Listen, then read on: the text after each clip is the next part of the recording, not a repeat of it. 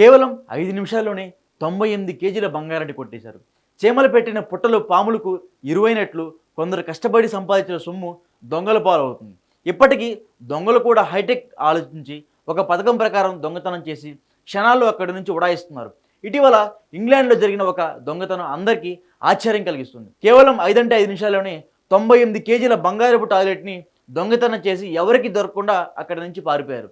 మౌరిజియా కెటలిన్ అనే Italian artist ఎంతో ఇష్టంగా 98 కేజీల 18 క్యారెట్ల బంగారంతో అమెరికా అనే ఒక టాయిలెట్ కుండీని తయారు చేసాడు.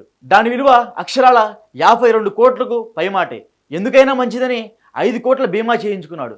నా బంగారాన్ని ఎవరు కొట్టేస్తారులే అని ఆక్స్ఫర్డ్ ప్యాలెస్ ఆర్ట్ ఎగ్జిబిషన్లో ఈ టాయిలెట్ను ప్రదర్శనకు పెట్టాడు.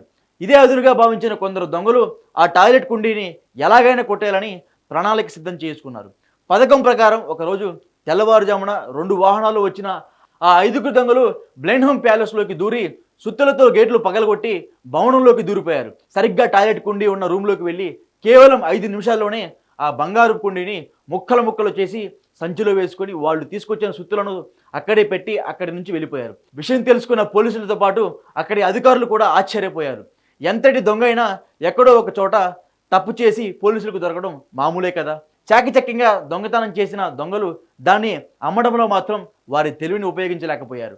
మాట్లాడుకున్న రేటు కంటే ఎక్కువ లాభం వస్తుందని ఒక 20 కిలోల బంగారాన్ని వేరే గోల్డ్ వ్యాపారికి అమ్మేందుకు బేరం కుదుర్చుకున్నారు. ఈ రేటు వ్యవహారంలో ఫోన్లో జరగడంతో పోలీసులకు దొరికిపోయారు. ఇంకేముంది, పోలీసులకు దొంగలు అరెస్ట్ చేసి కోర్టులో హాజరుపరిచారు. ఇక్కడ ట్విస్ట్ ఏంటంటే ఇప్పటికీ ఆ బంగారం వారి దగ్గర నుంచి రికవరీ చేయలేదట.